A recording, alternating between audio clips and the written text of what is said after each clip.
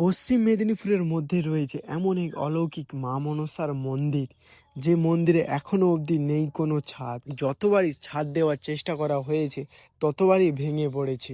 আমি কথা বলছি মাতপুর মনসা মন্দিরের। এই মন্দিরের সাথে জড়িয়ে রয়েছে বহু অলৌকিক ঘটনা। মন্দিরটি অবস্থিত রয়েছে জগপুর ও মাতপুর মাঝামাঝি প্রান্তে মৈশা গ্রামে।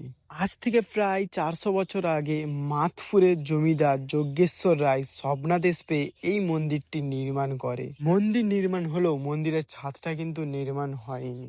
যতবারই মন্দিরের ছাদ নির্মাণ করার চেষ্টা হয়েছে ততবারই মন্দিরের ছাদ ভেঙে পড়েছে। লোকমুখে শোনা যায় যে মা নাকি খোলা জায়গায় থাকতে চান, তাই যতবারই ছাদ দেওয়ার চেষ্টা করা হয়েছে ততবারই ভেঙে পড়েছে। আর ওই মন্দিরের কোনো রকম পুরোহিত নেই, ভক্তরা নিজের হাতেই মাকে পুজো করে। আর এখানে মানত করলে মায়ের কৃপায় সমস্ত মনোবাসনা পূর্ণ হয় বলে মনে করা হয়। আর বঙ্গোপসাগরের দ্বিতীয় বৃহত্তম মেলা সেটা হলো এই মনসা মেলা। আর এই মেলা বসে প্রতি বছর চৈত্র মাসের তৃতীয় মঙ্গলবার।